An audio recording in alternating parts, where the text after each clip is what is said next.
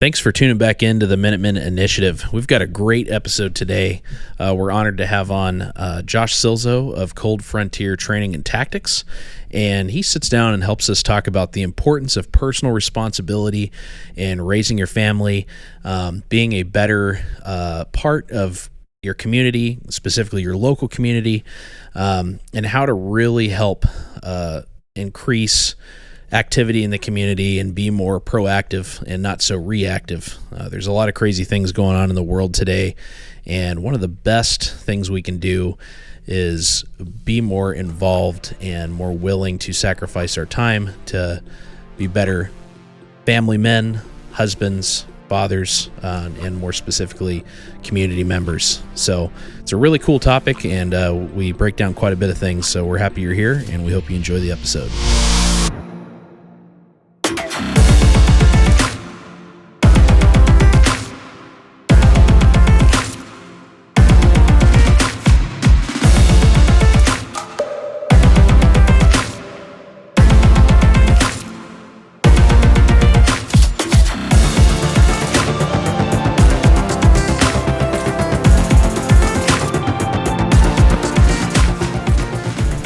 Good morning, gentlemen. Morning. Good morning. How are we doing? We're doing good. Great. Actually awake. Good. So, I'd like to introduce Josh Silzo. Did I say your last name right? You did. You said Perfect. it right on the first try, which is pretty impressive. Yeah. I had that moment where I was like, oh no, I should have confirmed the last name pronunciation before we started recording, so I'm rolling with it. Gotta love those weird Eastern European spellings. But yeah, welcome to the podcast. Yeah, thanks. Good to be with you guys today. Yeah, so we're going to be getting into some fun stuff today. We're going to talk about some culture stuff, how important it is to be more involved in your community, and taking some personal responsibility. So all things that are very important and very applicable to anybody that views themselves as an up-and-coming modern Minuteman, or just somebody that takes things a little bit more seriously because they see how weird things have gotten. But before we get into that, let's talk a little bit about Josh over here. So you want to tell us a little bit about yourself and how things are going? Where to begin? So I was born as a very young child. Let's see. My dad was a career Army officer, airborne infantry company commander, instructor at West Point at the military academy. And so that was kind of how the first part of my childhood went. And then he retired when I was still a kid, like 9 or 10.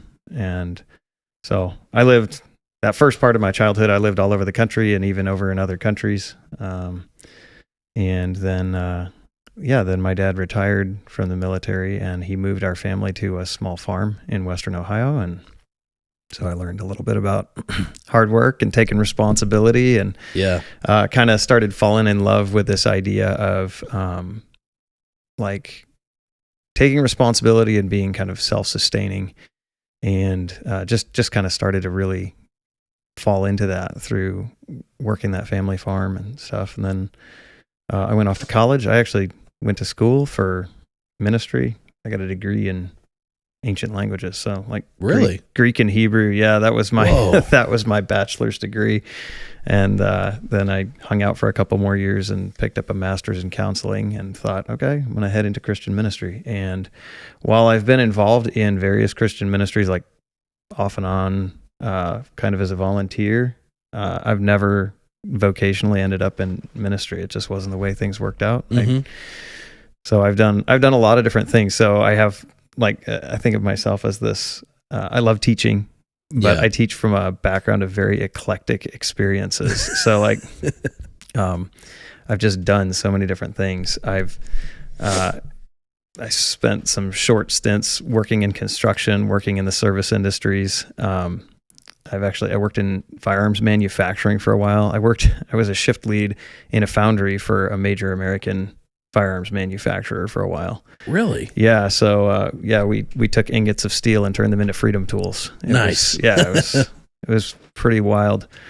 And then, let's see, I've worked in firearms retail too. I had a buddy that had a gun store who hired me for a little while. I've worked in media production.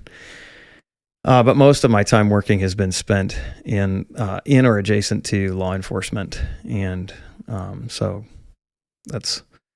I've spent out of those years that I've spent there, I've spent 7 of them as part of a tactical team, and I'm currently a police firearms instructor, police control tactics instructor, and so that's kind of led me to this path of teaching people to take responsibility, particularly for their own and their family's safety, right? Mm-hmm. That's kind of how I've come around to that. And so, back, I guess it was 2019, I'd kind of taken a bunch of training courses and different things, and I was looking to get more experience teaching and training. And, this is so funny. So I actually was at a training down at, Thunder Ranch of all places, and ran to Clint. Yeah. What a character, man. Yeah. I was in instructor development class, and I was thinking of it as like firearms instruction for police, which is what I do. Mm-hmm. And, but just kind of wanting more, cause really I really enjoyed the teaching aspect and connecting with people and helping them improve in their skills and become more, proficient. Well, I'm there, and of all people, I run into, James Yeager. Whoa. Yeah. So James Yeager is at this same class that I'm at, which up to that point, I didn't know who James Yeager was, but again, what a character, and yeah. And so I end up having this conversation with James Yeager, and he says, well, why don't you start teaching civilian classes? Like, there's citizens in your community that could also use, your help as an instructor and teacher. Like, it would be applicable to them. And it would get you more experience and make you a more well-rounded instructor. And I was like, man, I don't know if I can do that. And he says, oh, I think you can, which is just crazy because James Yeager didn't know me from anybody. Yeah. But what he said kind of stuck with me. And so I came back, and my wife and I had this conversation. It's like, man, I really am passionate about this stuff. I love teaching it, and I want to get better. I want to have more experience and more depth. And so, long story short, we ended up starting to put on like some very basic handgun classes, basic rifle classes, and that's expanded. And now we offer basic, intermediate, advanced level classes, some specialized classes, that are kind of taking my experiences from, being in the law enforcement realm, and then trying to adapt those things to a civilian application that's shaping good, responsible citizens as protectors of their family, their community, themselves. And I think, like, as it's developed, it's become about a lot more than just teaching people to be good shooters, or even teaching people to make good decisions about how they would use force to protect themselves or their family. It's become about trying to help people really come back to a sense of personal responsibility and of being the right kind of people. And I think the most rewarding thing in being an instructor here locally in this community has been connecting with people and sort of starting to build this community of like-minded people and people that are kind of waking up to, what does it mean to be a good citizen? What does it mean to be part of a community of people who really want to take responsibility and not maybe lean on outside sources, like the government, not act like a bunch of kids in a nursery saying, "Mother, may I," for everything, but taking care of ourselves, taking care of each other. And like, what does it look like to have that kind of mentality and be responsible, good, sane, sober, moral, responsible citizens? Yeah.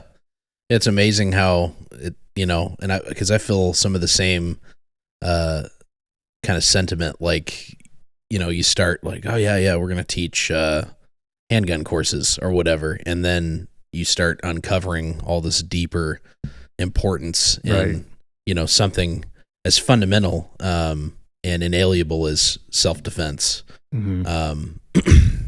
but so much comes with that because it is such a big responsibility. So then you start looking at all these other things that are like, well, we can take responsibility for our own protection. We should be taking responsibility for these things and for this and for that. Exactly. But yeah, it's not as simple as just come take this class. I feel like, especially now more than ever, there seems to be a responsibility to be more than just that. And it sounds like that's definitely what you've found too, which is pretty cool. Yeah. So yeah, absolutely. So what brought you to Alaska? Like, how did you get up here? Marriage. Oh, okay. I married into it. No, it's funny. So I talked a little bit about moving to this farm in Western Ohio, and really, like, as a kid that grew up on military bases primarily, where, I mean, I never even had to shovel a sidewalk for myself, you know. Mm-hmm. I mean, everything, if you know what life's like on a military installation, it's about as close to communism as you can come. Like, yeah. Including having the, you know, like the appliances that don't work and the paint peeling, you know, inside, and like you can hear everything through the walls. I mean, and my dad was an officer, so I mean, we had decent housing, right? But so going from that to this 9-acre farm, which isn't huge, but 9 acres to me felt like we owned half the world as a boy, and having, like, I had a lot of room to run around. I played in the woods and everything. I just spent hours. One of the things my parents did, and I don't want to get too far into it because we'll talk about it, I'm sure, but when I was in first grade, they pulled me out of the public school system and started home educating me, which at that time everyone said was crazy, right? Yeah. Like, that, what are you doing? You're not qualified to do that. You know, you can't educate him at home. And I really struggle with reading Hebrew. So such a flex. Sorry. I prayed for humility before I came in here, but it doesn't always work. So I mean, I really am very grateful to my parents for the choices they made.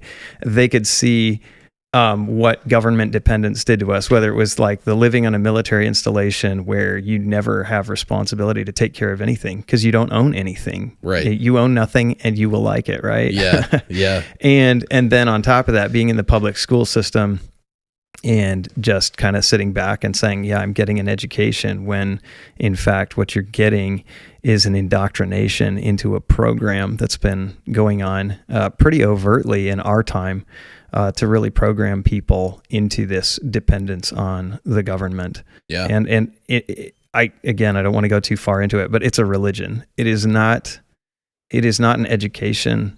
It is an indoctrination into a religious system.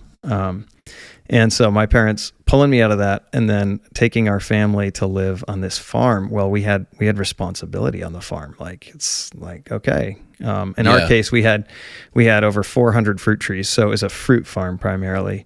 And it was like, okay, each season came with a different kind of work. You know, even in the winter, when you think farmers get a break, fruit farmers have to go out and prune their trees in the wintertime. And then you have, so there are these shoots that grow off the trees that you have to cut if you want to keep them fruitful. And there's, one tree can have hundreds of these things. So you're cutting all of these shoots. They're maybe, 2 or 3 feet tall by the end of the growing season. And in the wintertime, you cut them, and then literally you've got just like millions of these shoots that you've got to go clean up in the spring when the snow melts.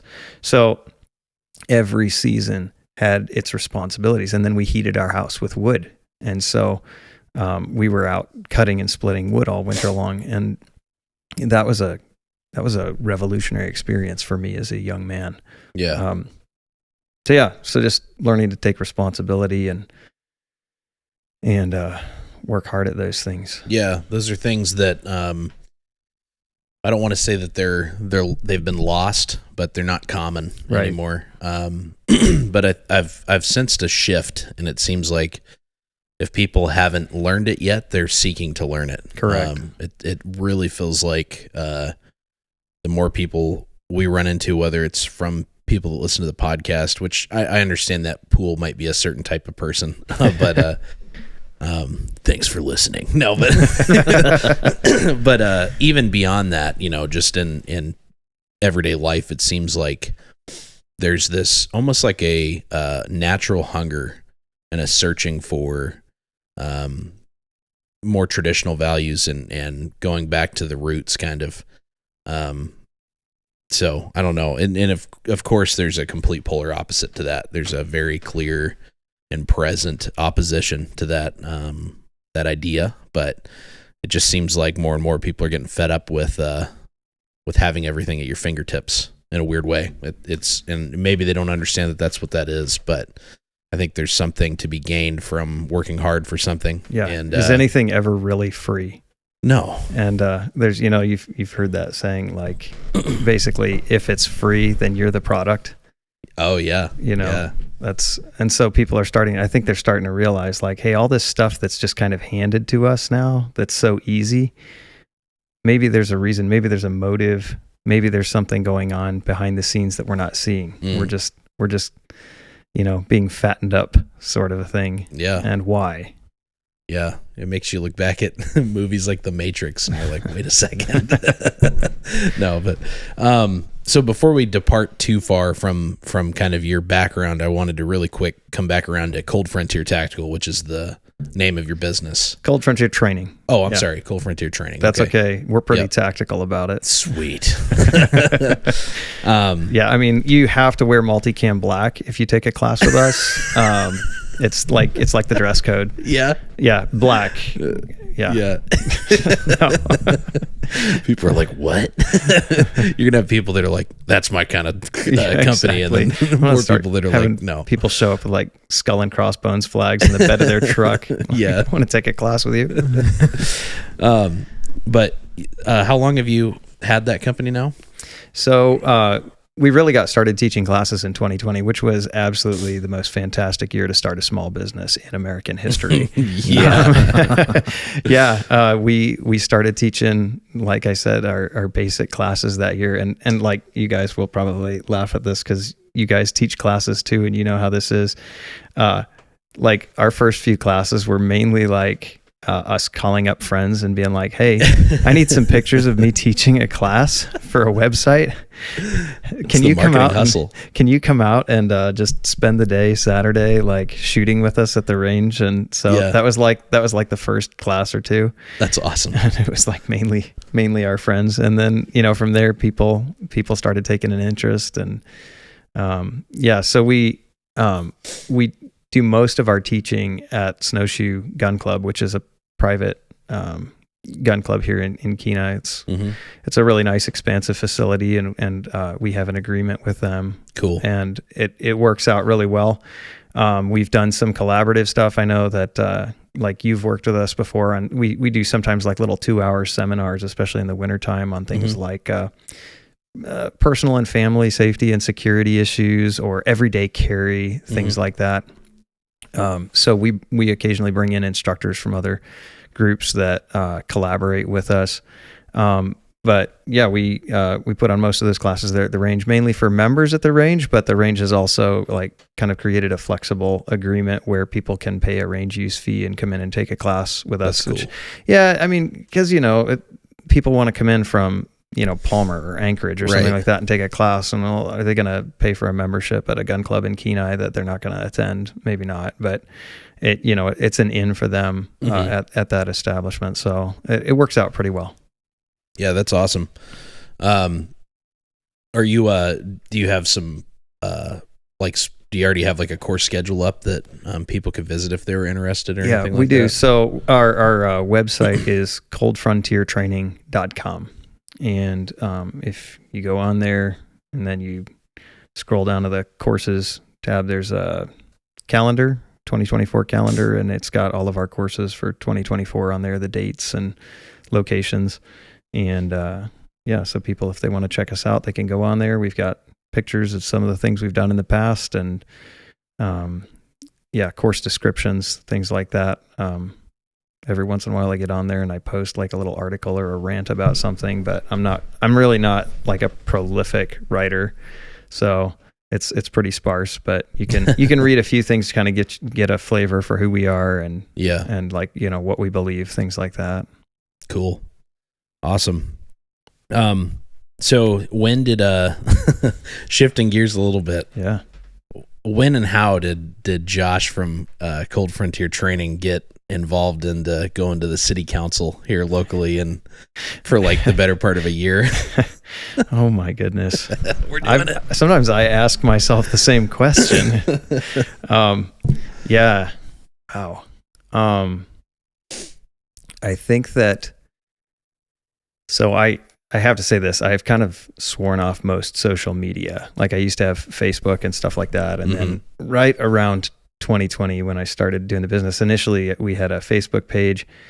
And like, some of the stuff I saw going on with big tech and data collection and all of that, I got really concerned for security and for privacy and stuff like that. And maybe I've been overly cautious, but I really wanted to protect our family's data. And when Facebook changed their policy and said like, hey, they're gonna start collecting, like mining data off your devices and stuff like that, which they were probably already doing, but it just freaked me out. So I got off of all of that. But at some point, somebody showed me a video that had kind of gone viral on Facebook of what was going on at the Pride in the Park festivities in June in the Soldotna City Park there. Yep. And frankly, I was kind of horrified because it was a video. I don't like talking about this stuff, but it was a video of a man dressed as a woman, dressed very seductively and inappropriately, and dancing very inappropriately in front of a group of small children, and exposing parts of himself inappropriately to those children. And to have that going on here in this town, one of the things a lot of us love about Soldotna, and a lot of people who visit Soldotna will say the same thing, is that it's kind of like taking a step back in time to a different era in American communities. Small town,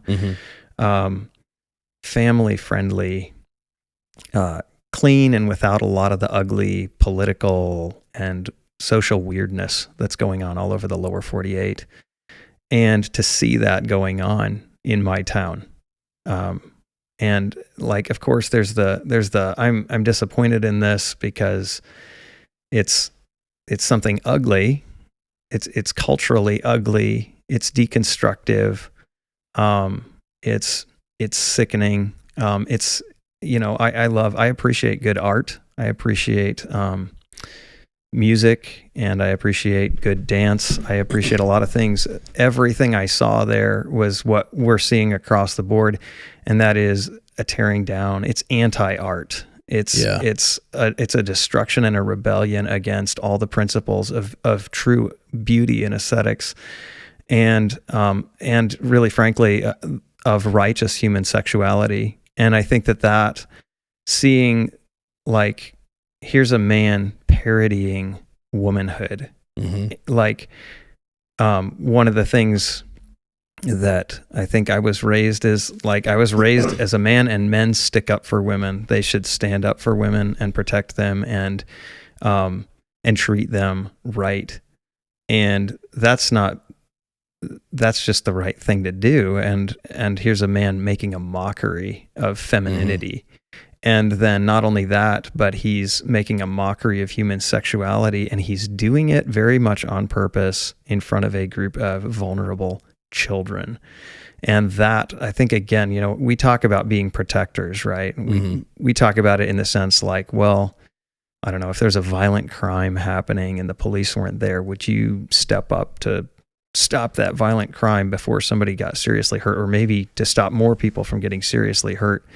But there's all different aspects to being a protector. And when you're a protector and you hate to see injustice, you hate to see evil, and you hate to see vulnerable people being taken advantage of in any way, I think there's just something in you that just, like, it's just like this lion that wants to get out of the cage when you see that. And I saw that and I'm like, man, I can't believe that's happening here in our town. Yeah. And how did it get to this point?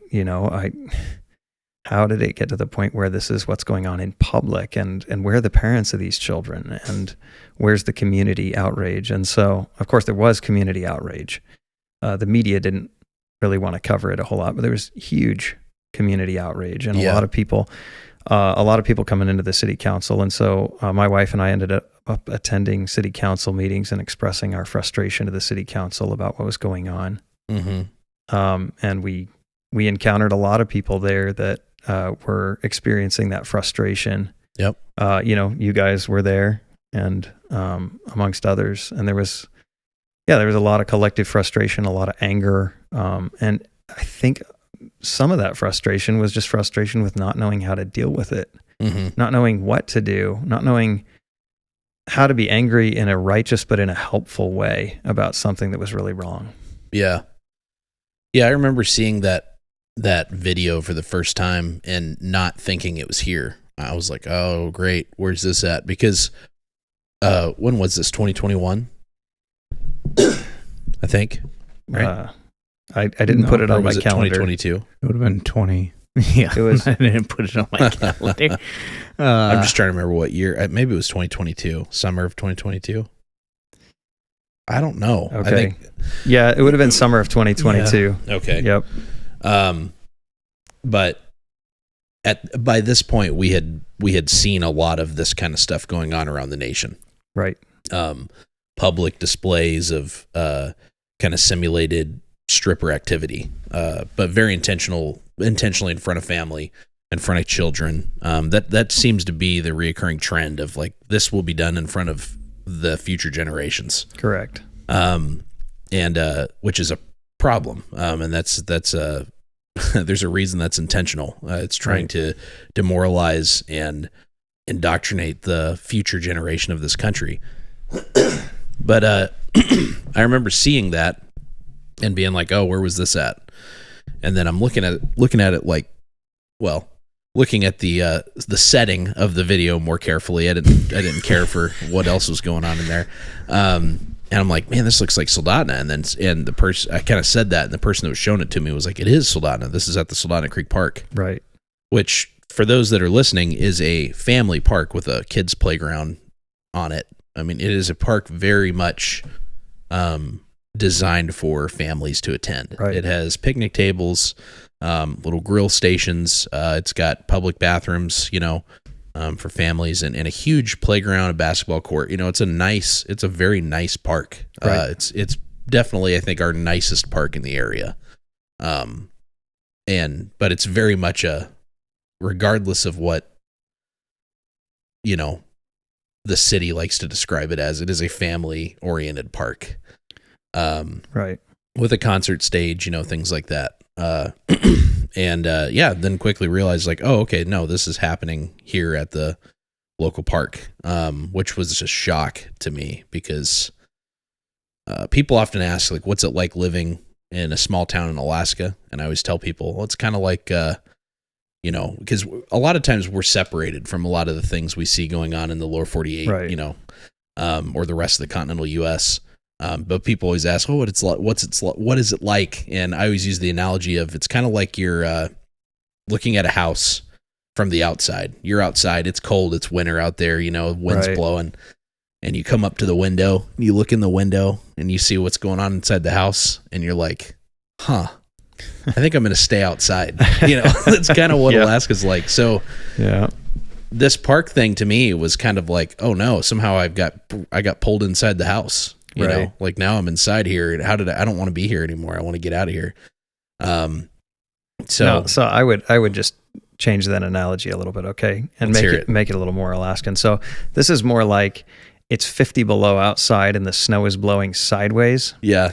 And like you can see the caribou like frozen and dying in the yard, and you're inside the house and you're looking out and you're like, oh man, I'm so glad I'm inside this house with a crackling fire and a cup of coffee. And then all of a sudden the roof blows off and there's like snow and ice and frozen caribou like falling into the house with you. That's what it's more like to me. Okay. Yeah. It was definitely a shock. But yeah, so anyways, we end up going and meeting you there. Not coordinated, but you just happened to be there at the city council. And I think we were all at that first meeting, like the first city council meeting. But you want to talk a little bit about what that was like as far as going there, and obviously there was, I don't know, probably close to 100 people there, which doesn't sound like a lot, but it's a very, very small, like the city council. Soldotna is a small town. Yeah. The city council has six members, correct? And then the mayor.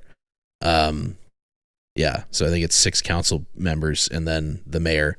And a very small room. Like the room is probably big enough to seat like 25 people, maybe.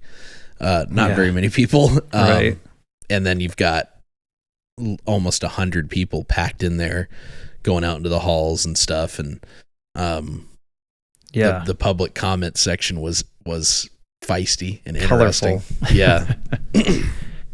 Yeah, I mean, I think that initially that one word I would describe it as outrage. Yeah. And maybe add to that shock. I think that a lot of people were like, where did this come from? Why is this happening in our town? Where's the demand for this kind of thing in Soldotna, Alaska? And like I said before, there was definitely a sense of that there wasn't a unified, organized sense to any of this. It was very chaotic.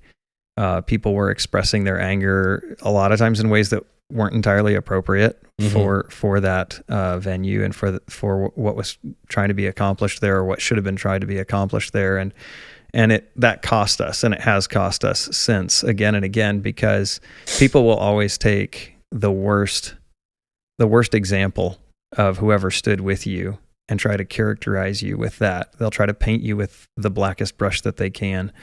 And we came up against a lot of difficulty because some people were just so angry that all you could hear was the anger. Yeah. And there wasn't a whole lot of like good rational argument from a lot of those people. But then there were a lot of people that, talked about they're raising a family in this community and this isn't what they want, and it doesn't represent the values of the community as a whole. And so there was a lot said, and it should have made a big impression. I mean, these meetings with the city council, especially the early ones when a lot of people showed up, were probably the biggest city council meetings that had ever happened in Soldotna. Yeah. So it definitely made a statement. It's always interesting to see what kind of statement gets made and then how politicians react to those statements. And I would say the reaction there was, I don't know if you want to say it was a surprise or not a surprise, but yeah, not necessarily what we would have hoped for. Yeah. Yeah, I mean, it's, I guess it just shows how, I don't want to say power, but it shows how much influence those communities that are promoting these things, right?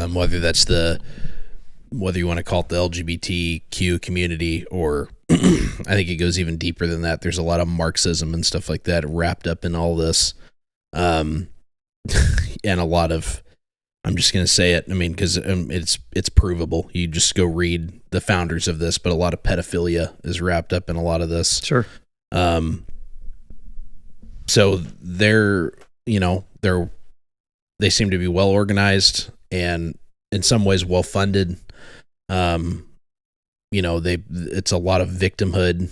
That was kind of our main opposition, would be people going up and telling their story about how, whatever, and I'm not trying to discredit people's experiences, but it was a lot of like, well, we're the victims, you should let us come out and do this stuff, in broad daylight because we're being forced back in the closet. That was like a common thing we would hear, it's like, well, this community is trying to just force us back in the closet. And it's like, no, you have the freedom to be yourself, but you're not in the closet by getting on stage and doing this thing in front of minors. Like this is the part that we're Yeah. we're toiling with as parents of minors, of kids. Yeah, you could see how they try to turn the arguments on their head. It wasn't a rational thing. It was always an appeal to emotion and a lot of anecdotal, like, well, I've experienced some kind of hatred. I've experienced some kind of prejudice. I've experienced this or that. And, those stories, how could anybody prove that it happened or didn't happen? But ironically, I remember a number of times the very people who would accuse, kind of generally like characterize us and any families that were standing up against this kind of behavior in public, they would characterize us as somehow evil and persecuting them and wanting to enact violence on them. Those same people would be the people after the fact, like in the parking lot afterwards, like using vile language on us, labeling us, calling us different names, and trying to screaming and that kind of the very behaviors that they would claim were being done to them that no one in the room had witnessed, and that certainly we knew we weren't doing, were being attributed to us there in front of the council. And then outside of that context were the very behaviors that they were conducting towards us. And I think that goes right into that cultural Marxism, Saul Alinsky, always accuse your opponents of the things that you're actually doing. Like, that's just project your tactics onto the opponents publicly and try to label them that way. And sadly we've seen that work across the country, like partly because so much of the media is complicit with this cultural Marxist revolution. I feel like terms, a lot of times we've used the term Marxism, cultural Marxism. You talked about pedophilia. These terms, they can be helpful, but they're not really all encompassing in describing these things. Like if you want to talk about pedophilia, we think of pedophilia and pedophiles and pedophilia being an end to itself. Like, these people want something corrupt and they're trying hard to get that. And we don't necessarily see the bigger picture of the fact that actually all of these things, whether it's Marxism, whether it's the fruits of the sexual revolution in the 60s, this total overthrow of the Western social order, the civilized order that came about through centuries of Christian influence. These things are all means to an end, and that is to overthrow and break down and destroy what it took centuries of Christian development to create. And that is something that is unique in the history of the world. It's Western civilization. And so I say that all of these things we see that we want to label as like the problem, like Marxism, or like this flagrant public sexual perversion that's being forced on everybody in the public square, where it's like bow the knee to public perversion. We want to see those things as ends in themselves, when in fact they're all just different means to an end. And again, people are like, oh, you got your tinfoil hat on, it's a conspiracy. And frankly, if you want to call it a conspiracy, fine. But the fact is that particularly if you're a Christian and you have good theology, you realize that we have an enemy in this world, and that he's bending every possible tool to his will to try to tear down and destroy everything that's good and wholesome. So that's why, going back to the discussion about art, culture, music, dance, beauty, those things all need to be twisted. They all need to be bent to his will. And government, power, authority, those things need to be bent and twisted to his will. And the only thing that will stop that is active resistance in every possible arena by people with the right values and the right beliefs. And so that's one of the reasons why, even though frankly there's nothing I hate worse than meetings, and especially political meetings, we went to these city hall meetings for months and actively argued and lobbied to try to get in various ways to get the city council to either change the laws, change the ordinances, change how they enforce the existing ordinances, but to exclude this kind of behavior from the public square. And of course, in different ways, they dealt with us and did not address those concerns. Yep. Yeah, we spent the better part of 10 months going and meeting with different members individually and, Right. coordinating with others outside of politics. And, basically they just pretty much from what I saw were like, thanks for coming, but we don't care. We're going to bend the knee to the other side, basically. Yeah, absolutely. Despite the fact that it was overwhelmingly, like the number of voices in the community that were outraged by this were overwhelmingly the majority. Mm-hmm. And it was a very small minority, a small but vocal minority that opposed. But unfortunately, like, this is the world we live in right now. We have to deal in the realities of the current world where certain classes of people are given more protection and more privilege, and because of what they're promoting and who holds a lot of the power right now. Mm-hmm. Yeah, no, it was frustrating, especially when the majority of them were not even from here.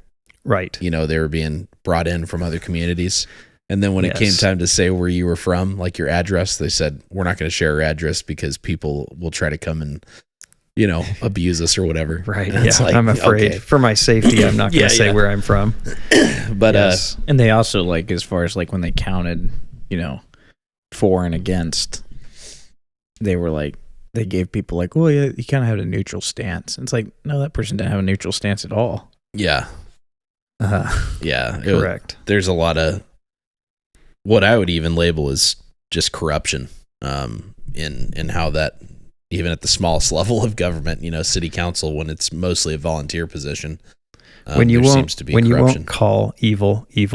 Yeah. When you can look at what was happening and be like, I don't know, I'm kind of on the fence about that morally. That is corruption. Yeah. True. Yeah. True. So then fast forward a little bit, because we're throwing in big picture stuff here, which I want to continue to do, but kind of zeroing back in micro on our community. Recently, we had another run-in with the same group. The battles go on. Yeah, the battle continues. But this one I think is pretty interesting because you had a major part in the opposition to this. So sure. If you want to start talking about that, explain that. I'd love to hear kind of. Yeah. So, and I think that there's maybe some details in here that happened in between that are kind of key to the difference between what happened in, post 2022 and those meetings with the city council versus what happened with the more recent Pride event that was staged for Soldotna. And that is one of the things that I really felt like was a weakness in our side of things, was just a lack of coordination, a lack of concerted effort, and a lack of good communication between people in the community who had concerns, and really men.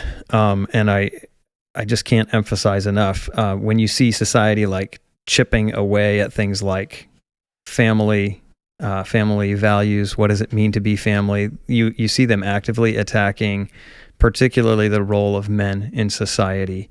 And it's men primarily that are supposed to be taking responsibility. It's men that are supposed to be the primary protectors and the ones kind of spearheading leadership. And when men abdicate that for whatever reason, whether it's because of personal weakness or because they're intimidated by a culture that calls them toxic and trashes them every time they try to be what they ought to be. When men abdicate that place of leadership and of protection, you just see things start to come apart at the seams. And so seeing kind of this unraveling in our own community, I really wanted to establish better relationships and communication between some men in our community that I believed had that vision for leadership and for community. And the other thing is that a lot of times men get intimidated because they feel like, even if they know, like, I want to be a leader, I want to speak out for the truth, I want to be courageous, they feel so alone. They feel a lot of times like I'm the only one, or maybe it's just me and a couple of my friends that feel this way. And the entire culture is just overwhelmingly trashing masculinity, trashing masculine leadership, and trying to fling in our faces all the weaknesses of men, which, you know, let's face it, we have weaknesses. We understand that, but it doesn't take away our God-given responsibility to be what we were made to be for our families and for our communities. And so I started I just started having gatherings of men from the community at my place, and we just sit around the campfire and talk and have conversations. I had like an axe throwing target and horseshoe pit, and we'd like go out there and just kind of do some manly fun, you know, activities, like take out your frustration by throwing hatchets at a target, you know, or whatever.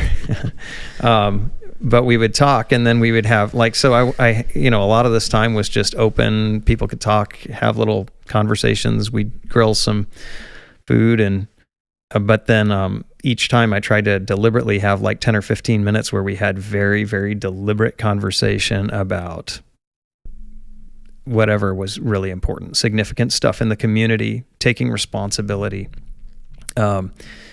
being fathers, being husbands, whatever it was. Like, try to have some, and there was an open invitation. If you know another man who's like-minded, bring him along, invite him to this, and let's start establishing lines of communication. And then we collected contact information for people so that, you know, if something big was happening in the community, we had a mechanism to make this group of men aware of that. And we certainly aren't the only group that's doing things like that. There are other groups in the community I've become aware of since, but at the time that was something that we felt like was fairly unique. And so when people started sending me this flyer for the Pride Drag Queen Story Hour at the Soldotna Public Library for children, that eventually became something I felt like I needed to share with the guys. And one of the things I wanted to do was to try to help coordinate what I felt like was a responsible, orderly response to that, a protest to it, that wasn't going to go down some rabbit trail and become something it shouldn't be, and give more ammunition to people who want to call us all kinds of things that we're not. So that was how I ended up so involved. I ended up authoring, well, it ended up being a series of emails, but it was primarily one email with a planned response for a protest at the library. And I don't want to take sole responsibility for that because there were numerous other church groups that and I'm sure maybe other organizations that were involved too that were also coordinating very similarly at the same time. So I certainly can't take sole credit, nor do I want to. But I remember consulting with you guys about this and some other guys that I trusted, and we ended up kind of coordinating a response where we asked folks to come out to the library and have a prayerful, peaceful protest against this. And so that was kind of how things ended up happening. And then I ended up kind of like on scene. I ended up kind of taking charge. Just because I'm kind of that way sometimes. I'm a little controlling. No, you did a great job. It was super well coordinated. And man, a lot of people showed up. I remember being like, there'll probably be, we'll probably get a good 40, 50 people. Right. We had close to 200 people there. Yeah. Which was awesome. I was so encouraged by that. And lots of familiar faces from the fights from before, but way more new faces, which I think was really important. That's great. And it was just that. It was a peaceful time of prayer and good conversation. Law enforcement did show up, which was expected, you know, and it sounds like you were in good communication with them and were upfront with them about what we were trying to do. And, yeah, absolutely. Yep. Yeah. They showed up, and it was mainly just for traffic control. Yep. And to make sure, you know, and we certainly did not want to impede access to the library for anyone. We're not about restricting people their ability to move around. We're all for freedom. I thought you were fascists. Yeah, exactly. Right. We wanted to make sure. So actually, Soldotna police showed up, and because there were so many people that there was just nowhere for everyone to be without blocking the sidewalk, Soldotna police came and brought shovels and helped shovel out an area to create a space where we could conduct our prayer and protest without impeding public access. And of course, we were very cooperative with them, moved vehicles around and stuff at their request, and just tried to keep access to that public facility open, which we all wanted, keep things orderly, peaceful, and really we got a lot of appreciation from Soldotna police as far as for how we were conducting ourselves and what we were doing and the way we were doing it. So I felt good about that. Yeah. And for those that are listening, that are like, what were the shovels for? It's for snow. Correct. It's 4 feet of snow on either side of the parking lot. No, they didn't bring them as like riot control shovels, you know, because we're in Alaska and we did this in the wintertime. Snow. Correct. Had to move snow out of the way and gather in the not deep snow. But the coolest thing about this whole thing and I think it's something I want to really highlight, and I think it's very valuable. And I'm not trying to be like, oh, look what we did or look what Josh did. But at the same time, we get asked a lot, like, man, I just feel like my vote doesn't, or people bring up a lot, like, my vote doesn't matter, you know, my voice, blah, blah, blah. And it's like, it literally takes just a little bit of intentional work, building networks, which you can do anywhere. Right. I mean, you should be doing it. And and you should actively be doing it. If you attend a church, doing things like what Josh has been doing, which we've been to several of those, and it's a great time. It's men that get together. I've some people I've met there at your events you've hosted. I'd never met before, right. and we stay in contact to this day. And meeting over something as simple as like, hey, just come hang out, and we'll make some food. Food's always a good way to get people. Free food's a great way to get people around, to gather around. But yeah, like fire, food, axe throwing. What was that? You have that other game, that game was super fun. The Polish. Yeah. Is that what it is? Polish horseshoes. Yeah. Polish horseshoes. I'd never played that before. That was super fun. That's great. So you're letting guys get together and bond over competitive stuff, but then also just have, a good time for good conversation. And that's easy. Anybody can do that right at any point. And you should be doing that. And yeah, you might have to step outside of your comfort zone, and you got to put invites out to, there's some risk. There's some inherent risk. You got to put invites out to people that you don't necessarily know. And then going further, like what you did, like, hey, if you know someone that you vouch for and you think they'd be someone that would benefit from this and a good fit, then please bring them. That's being very trusting of those that are around you, but that's only worked out great, it seems. So yeah, I mean, communities are built on trust, right? Yeah. And we're not going to get back to having what we I think consciously or subconsciously, what we miss as Americans, in that sense of a community that is self-sustaining and protects each other, looks out for each other, provides for each other, protects each other. We're not going to get back to that unless we can get back to a sense of trust and fidelity between each other. Yeah, and a willingness to go out and build those relationships. I think that was one of the biggest damages to our society that I feel we got during the COVID era of 2020 was isolation. Absolutely. And that was, just look around and pay attention to how programmed and intentional that was. I don't think that was a mistake. And again, tinfoil hat, don it, get it on. No, but it is too easy to call this a conspiracy and this and that. It doesn't matter. And the cause isn't necessarily what we should be focused on. It's how do we get back to, a healthy and good, strong community that communicates with each other and builds each other up, encourages one another, holds each other accountable, which is super important. Yeah. And if there's more of that to begin with, I think it's a lot harder for things like what we saw in the Soldotna Creek Park to happen, because ultimately people asked, how did this happen? And the answer's sometimes hard to swallow, because we were complacent and we as a community stopped paying attention. We isolated ourselves. And yeah, it happened here in conservative, small town, working class Soldotna, Alaska. And if it can happen here, it can happen anywhere.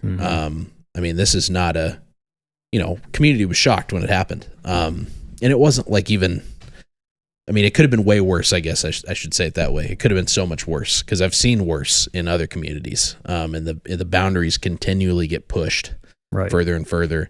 I'm glad that people stepped up, but then we saw a quick falling away that happened, where people, were really amped up and excited about it for a few meetings, and then it went back to daily life. Right. But the point that I'm leading up to here is that people like you saw a need we need to do something beyond just like going to these meetings and standing around for 15 minutes afterwards and being like, man, this is dumb. Yeah. It's like, no, we need to be intentional, and we need to, I think even deeper than that, it wasn't just that. It's like, oh man, we need to look out for one another. We need to be there for one another. And how do you do that other than be more involved in things like church or things like men's fellowship, whether that's a private event at someone's house or that's something that's put on by, a local company or whatever it is. But my point is that it's something that anybody can do. And if you're someone that's listening and you're wondering, why isn't this in my community? Well, because you haven't started it yet. And sometimes it takes you. Stephen and I say it literally all the time on this podcast of, if you're wondering why it hasn't been done yet, it's probably because you're the one that needs to do it. Right. Yeah. You need to take responsibility or at least help someone do it. If you're not that person that's comfortable and outgoing enough to kind of be that face of it or whatever, then help encourage someone that is. Right. It's very doable. And then you can do what Josh was able to do, which is build good bonds with people, figure out who really cares, who truly cares about raising our families right, living for the Lord in many cases. And that's I want to say that too. Not everybody there, I don't think are Christians. No, absolutely not. But still, they care about good quality moral values, which do come from a Christian culture. There's no way around that. But absolutely, so come to Jesus. No, but it's you're able to take that group of people, mobilize and engage them, and then have an ultimate success, which spoiler alert, after this whole thing, they ended up canceling the library reading that was going to happen. Right. They basically were forced to cancel because they were like, there's going to be so many people there. Of course, they spun it and said that they were, threats of violence. Yeah, threats of violence against us were made, and for threats our own of safety, violent prayer. Yeah, for our own safety, we need to cancel. And it sounds like the local law enforcement found no evidence at all of any violence that was done. Nope. I got asked about it, and I said, nope, I'm not aware of any, which was true. And and then in the end, investigation ongoing, but no evidence. Nothing. Oh, so they actually tried to do some sort of police report on.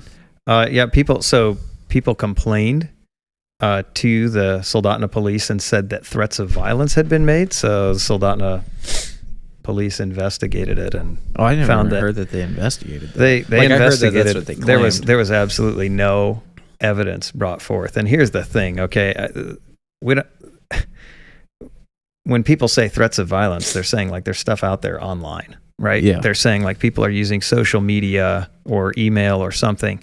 Well, the beautiful thing about all of that is that it never goes away.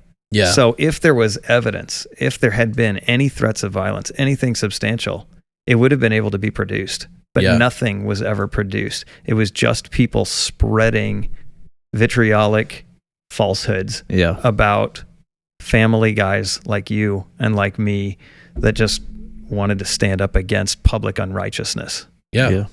And the really the root of it is that this, to them, someone opposing what they want to do is just a threat of violence. It is. It's been degraded. Something as serious as violent behavior has been degraded to the point and watered down to the point of, like, if you don't agree with me on some level, then you're violent towards me. Yeah, and I think we have to watch out for that. I mean, in the broader picture, you need to understand anytime someone accuses you of being violent, there's a reason you accuse people of violence. Yeah. You accuse people of violence because you want to justify being violent against them. And we've seen that. We've seen that across the board in our culture and in our country, where violence is now getting used against, say, people that protest abortion clinics. Violence is being used publicly to try to silence a certain perspective, mainly like a Christian conservative perspective in American culture. Violence is being actively used and pursued and justified, rationalized, because it's always, well, they're violent against us. And what's the violence? Praying in public? What's the violence? Speaking out, speaking truth against the cultural current, refusing to swim downstream. That's the violence. So be cautious when you hear that, threats of violence or you're being violent. It's not spoken idly. There is an agenda behind accusing viewpoints of violence. Yeah. And this comes back down to the reality of, at least our experience. It was very much the opposite. Right. I was so encouraged by our community at that event, because there is a level of, like, well, we'll see how this goes. You don't know. Right. We You showed don't know up everyone like, there, so it's like, who knows? You might get a loose cannon in there. Yeah, But you and have to they're kinda out there. We're not going to sit here and act like that the more conservative side doesn't have radical individuals, because it absolutely does. And also there was I 100% thought that there would be people of the LGBTQ community there doing their thing. Well, they did. Like early on, we had a drive-by. Somebody rolled down their window with their kid in the car and started screaming obscenities at us, which I thought is kind of funny. Like, you guys make me afraid, so I'm going to scream obscenities at you in front of. Did they roll coal on you? No. Now you're going to have to explain the whole rolling coal. No, I'll just reference. leave people with that. No, apparently that was like a claim thing that there was conservative people rolling coal on like LGBTQ community people, and which, again, on no evidence, just random claims. And also, like, I've had people roll coal on me too. I think it's just young kids being. I haven't. What did you do? Nothing. I just, just. I mean, it just happens all the time. Like, if for those that don't know what that is like big diesel trucks. If you rev them really hard, it'll, it'd be too rich, and then it'll create a bunch of black smoke, out the exhaust. That's it. Yeah. So supposedly people thought that was intentionally like being done at them, which it's okay. Anyways, so it was. But really quick on that, I think it's very interesting to look at the difference between, what happened at the park versus what happened at the library. Obviously at the park there was, we didn't address the issue prior, versus what happened at the library. Oh, right. So it's a reactive approach versus a proactive approach, which I feel like, trying to solve an issue of something that's already happened is much more difficult than solving the issue prior to it happening. Yeah. And I think that's where the success, your success rate's going to be much higher if you have a proactive approach. And what's that going to take? That's going to take, takes work. It's going to take work. It's going to take work behind the scenes. It's also going to take work on being very on top of what's happening in your community. Because, like, almost going back to that civil reconnaissance, like, you almost have to know events that are happening in your community prior to them happening. And if you're not keeping tabs on that, then you're just gonna, you're not gonna be able to react. Yeah, I think when you're talking about proactive versus reactive, it's kind of like, if you go to the doctor, you can go to the doctor when you're sick, like say you have an infection, and the doctor can tell you, well, he can give you medicine and treat the infection, and hopefully you get better.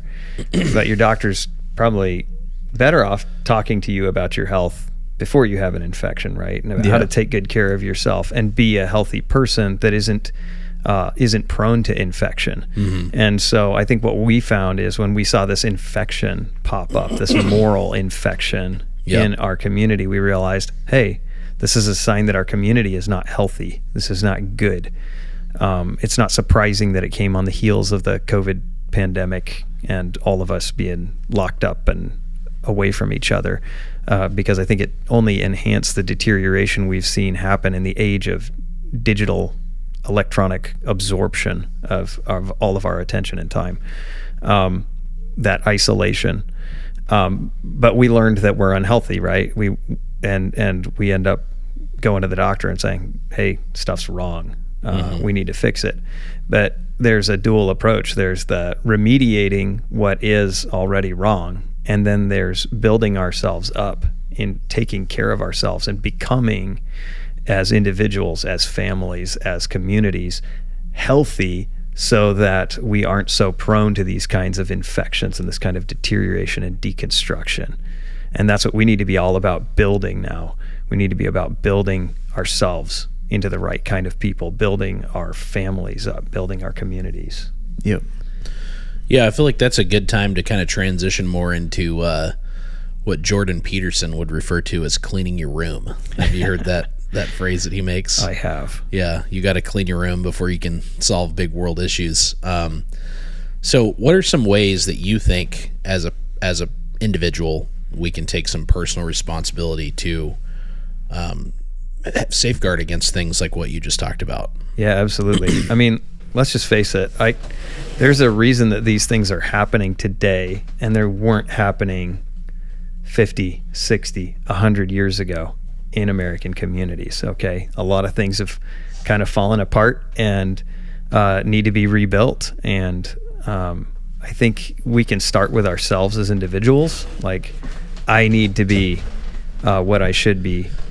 And leadership, what do they say? Primarily leadership is by example, right? Mm-hmm. And so if we're gonna lead, whether it's leading in our community, leading at home, leading in our churches, whatever it is, if we're ready to take the lead, we need to make sure that we're actually personally taking responsibility for our room, so to speak. Yeah. That we are stellar examples, because one of the flaws I see a lot of times in people is they want to fix everything out there, and they don't deal with their own personal issues, and so I mean, like, frankly, you have people that say, like, well, I'm conservative or I'm pro-family or whatever, but then you're like, oh, okay, but you're living with your girlfriend and you have, kids with 2 or 3 different women, and you're not really acting like a father to any of them, Mm-hmm. Well, how conservative are you?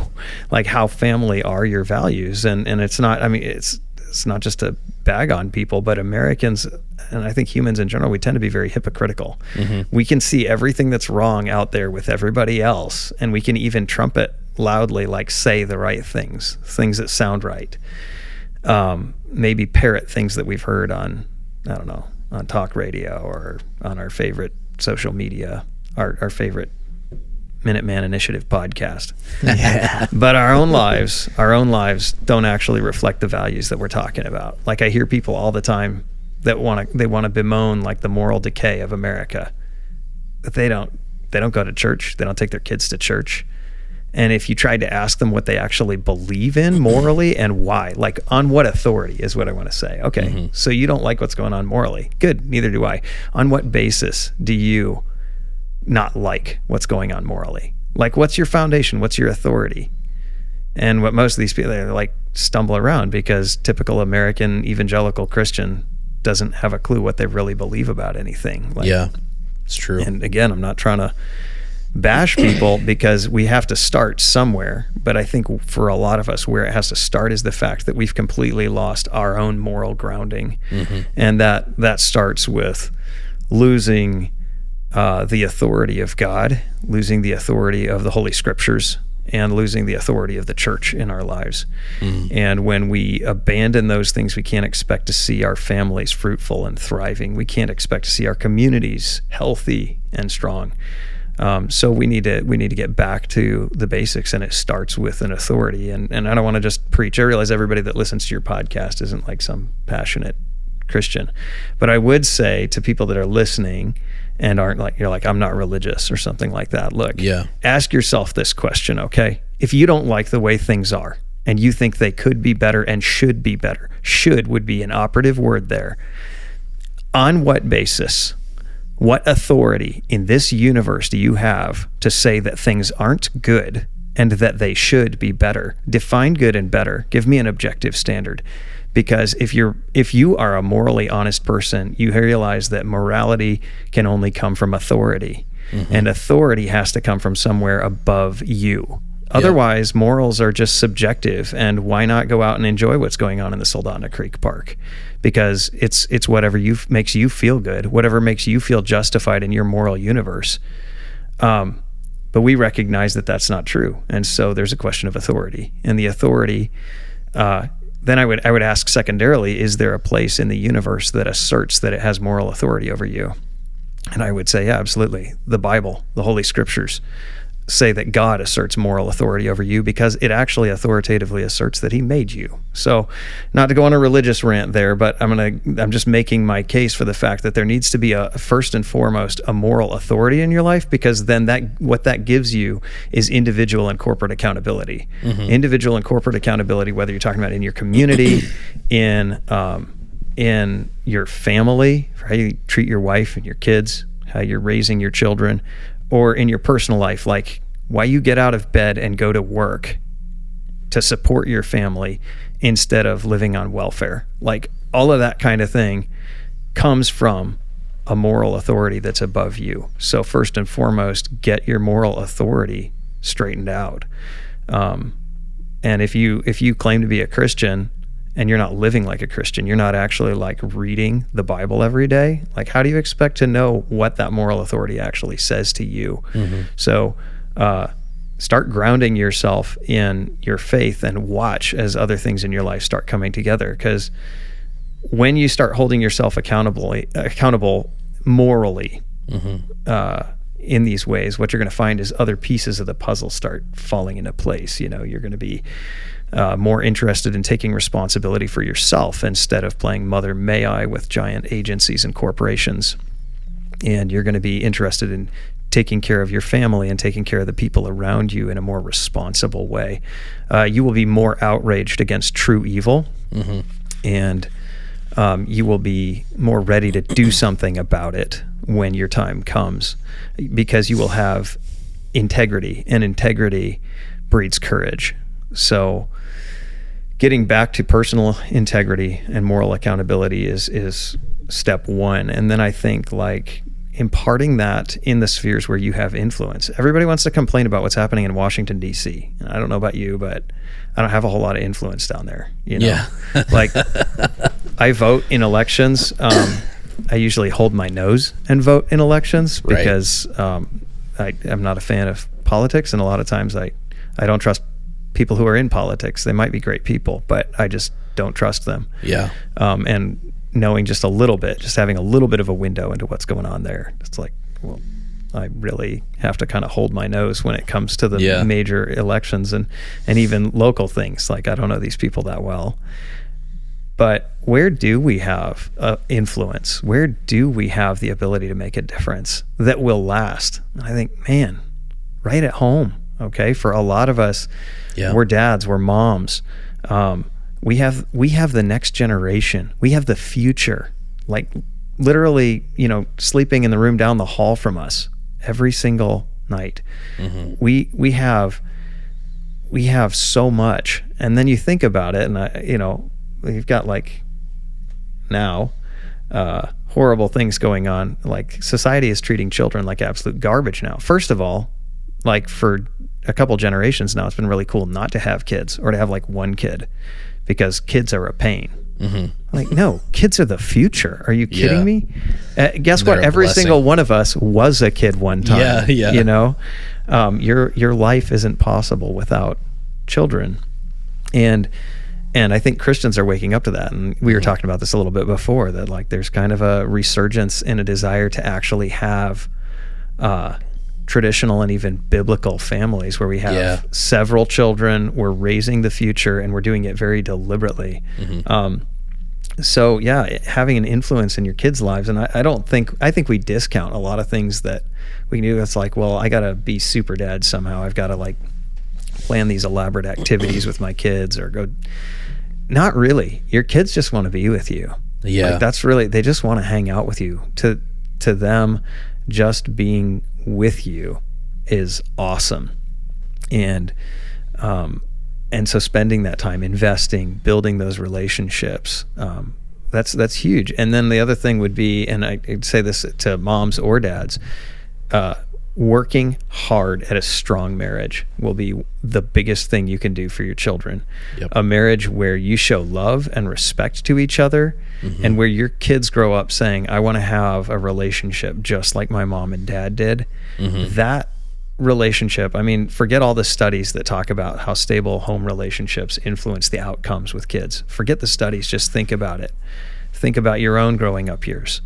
The more stable your home life was with a mom and dad that loved and respected each other and were happy to be around each other, the more happy and better off you are. And so having strong marriages, having good relationships with your children, and really teaching and training them, I think is huge. Yeah, man, it is. And it is the ultimate blessing.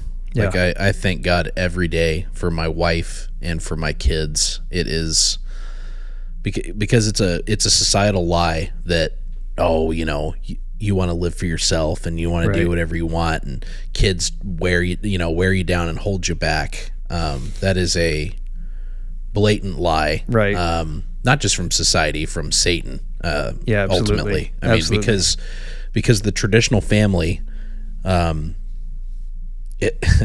it's a reflection of the church, and it's a reflection of the church's relationship with Christ. It's part of the structure of how God designed us to be, and it's incredible when you live that out, especially as a Christian. For those of you that are Christians, I'm very thankful to you, Josh, for impressing the importance on reading the Bible.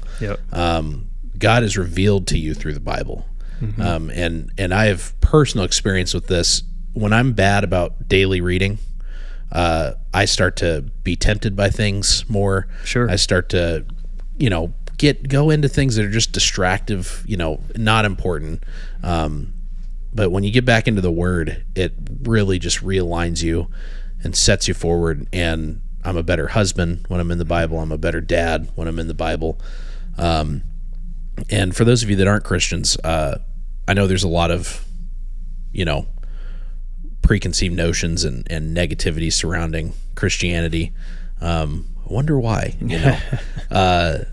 I highly encourage you to just try reading the Bible. Anything you need to know about, any advice you need is there.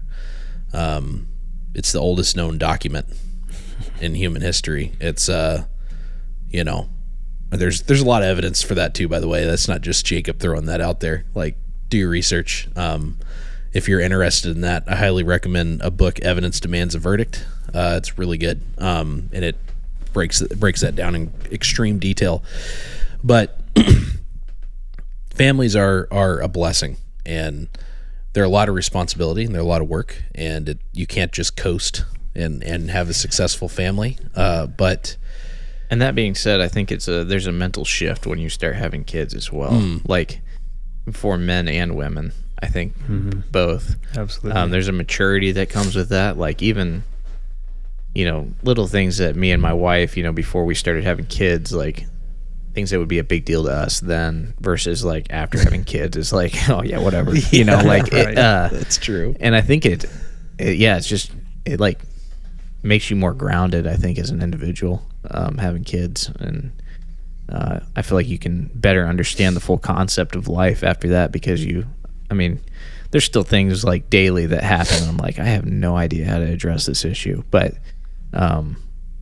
we'll figure it out, kind of thing. And I think there's team building as well, as far as like with your spouse, that happens in that environment as well, that you just don't have unless you have kids. Yep. All the best. Oh, sorry. And I was going to say as well, like for those who listen, they can't have kids. Adoption. I feel like if I was in those shoes, I would be very quick to adopt, or at least attempt to. I know it's very difficult to do that, unfortunately, but I would be trying pretty hard. Yeah. Take it from someone who has experienced life before and after kids now. Knowing what I know now, and I know you don't know it if you don't have kids, but again, for whatever it's worth, take it from somebody that has experienced life with kids. I would highly recommend adopting kids if you can't have, and that's not right for everybody, but there are so many kids in need of good, strong parents, especially those of you that are trying your best to live life out as a Christian, a Christ follower.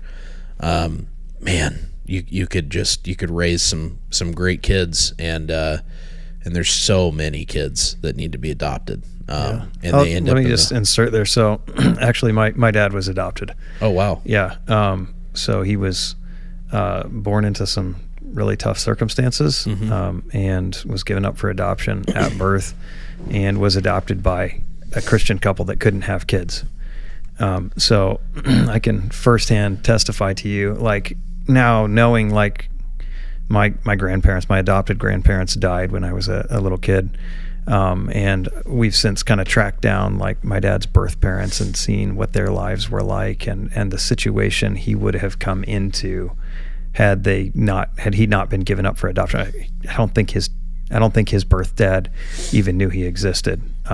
But an incredibly horrible situation that, because God opened the hearts of a Christian couple that couldn't have their own children to adopt him, he received a very special spiritual heritage that's been passed down to me, my brothers, my sister, and ultimately to my children.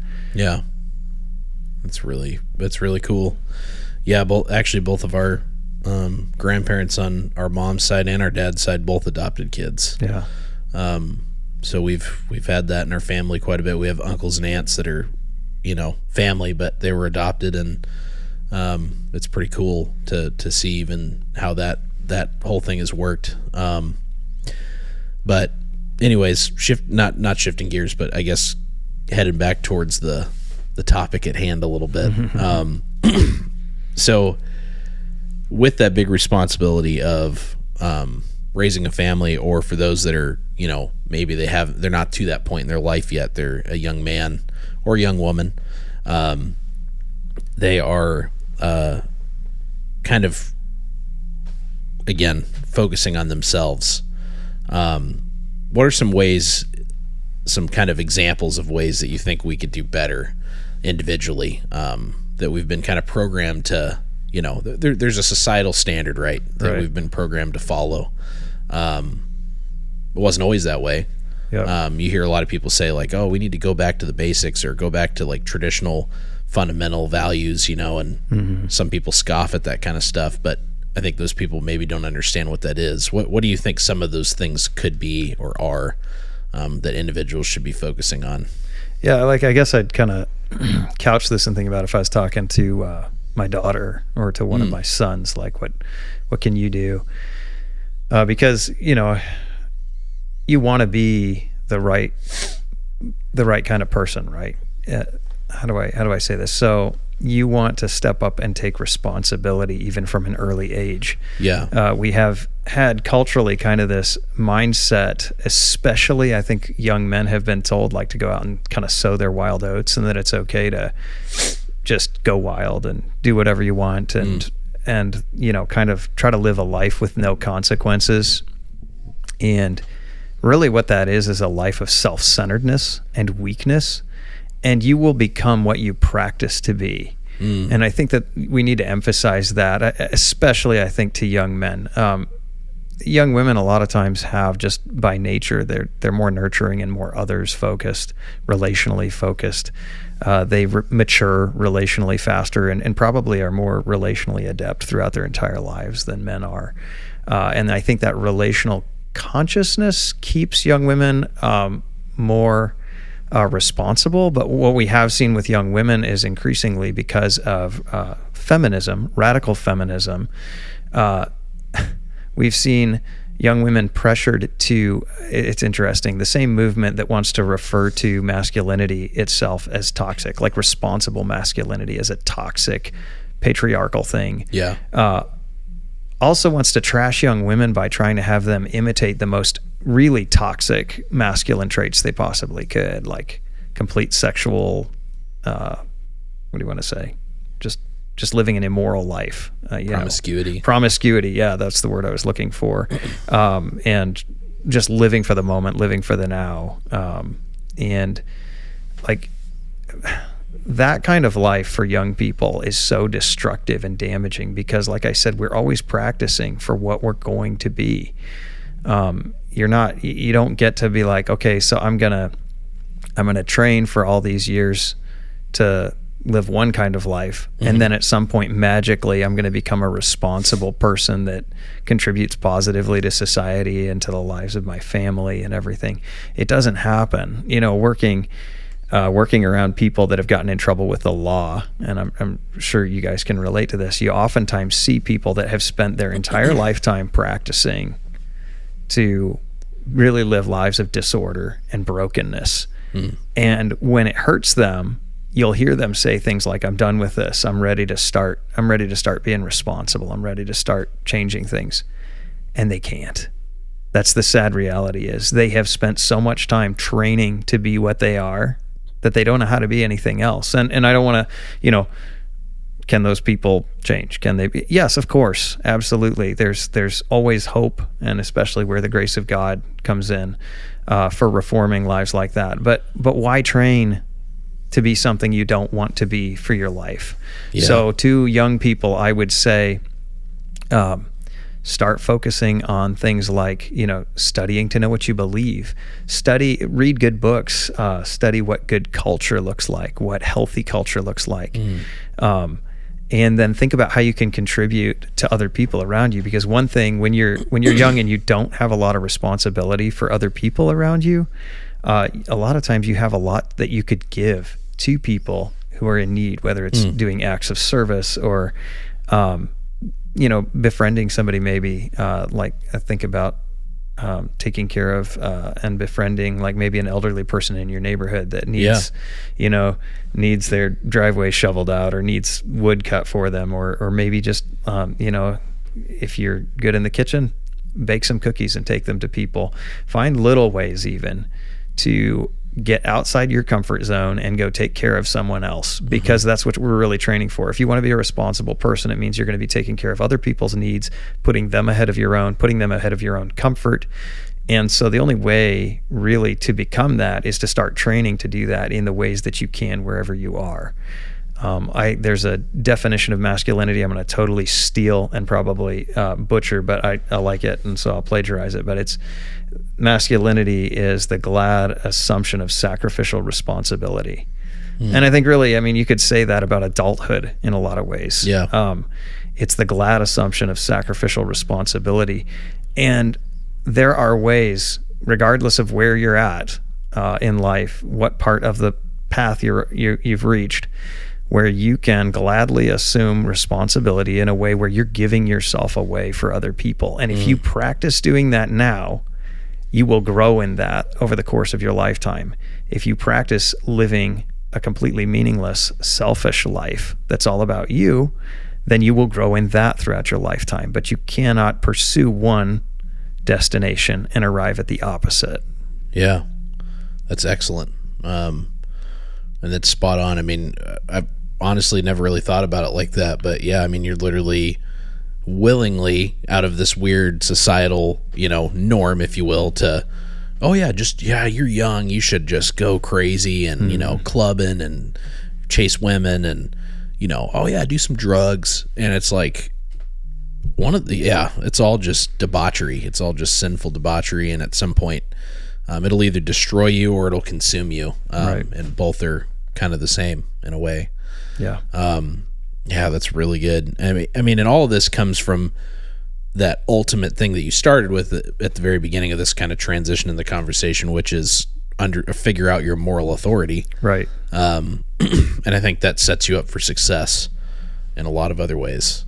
So, what do you think about, like, as far as raising a family? You mentioned like homeschool and stuff like that. What are your thoughts on that now that you're a parent, since you were raised in it?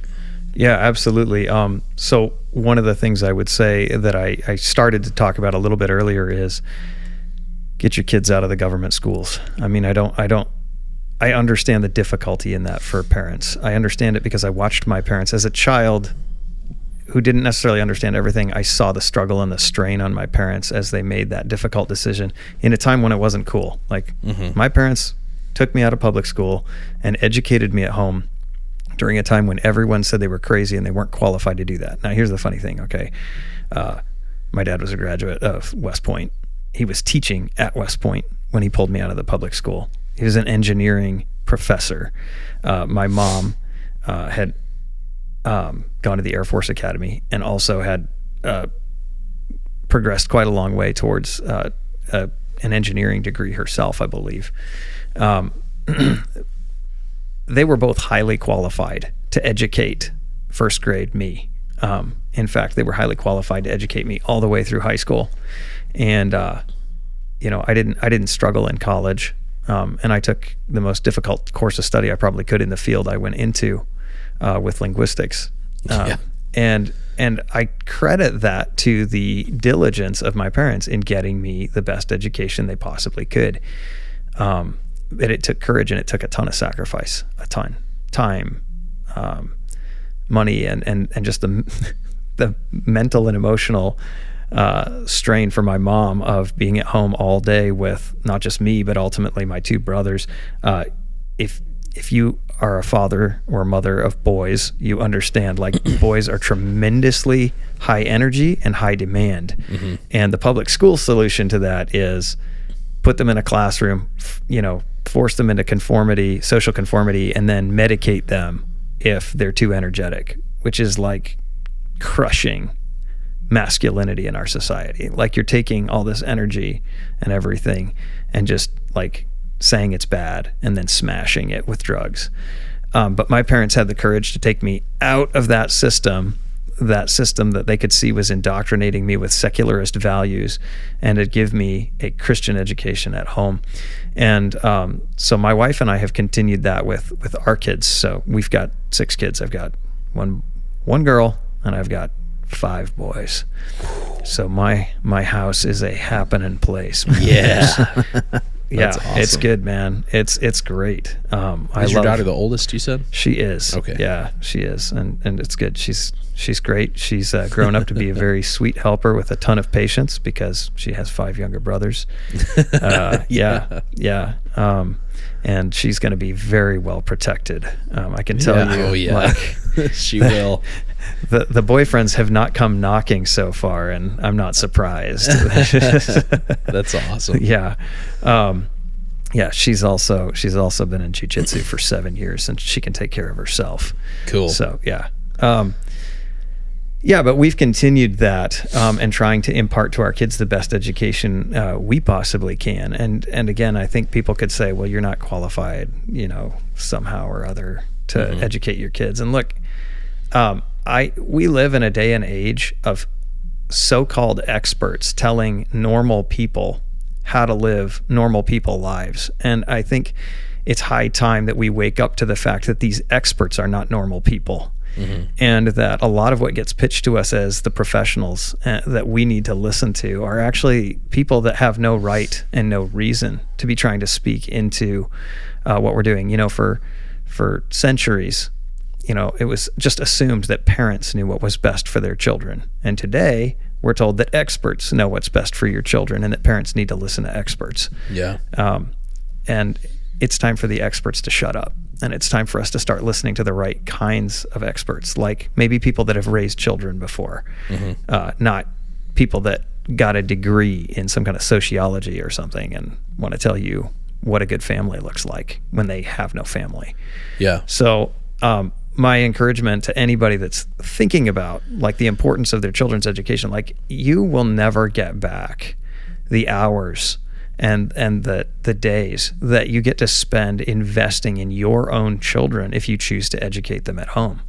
That is a huge investment. Like, who better to shape your kids' lives for the future, to build them not just in terms of academics, but worldview, like how everything in life impacts them. Who better than you to do that? Like, you are, if you have children, I think you are eminently qualified to educate them. The question is, do you have the character and discipline it takes to try to do that for kids? And I realize, like, okay, I'm not going to teach my kids high school physics, but we live in a total different era when it comes to curriculum. There's online curriculum. There's literally, I mean, you can sit your kid down in front of a laptop and someone who is a physics teacher can teach them, and they can do an interactive lesson on the computer, and that's physics class. Okay, so they got physics, great, Yeah. And then there's some of these things that I think we've been taught are essential to the education of our kids. That's part of standard curriculum. It's like, well, when are they going to use that? Like, what do they need that for? Or, what are they actually being taught? Like, let's talk about public education health class. Like, your kids should be learning how to be physically healthier. They should learn about nutrition and exercise and diet and all of that kind of thing. But no, they're learning about gender studies and being asked to question nature itself. Yeah. So, I mean, take control of these things. These are the things you actually can control. You can't go to Washington and drain the swamp, okay? It's been tried. It doesn't work, okay? You are not going to lead the rebuilding of America all by yourself. But what you can do is be one block in the castle.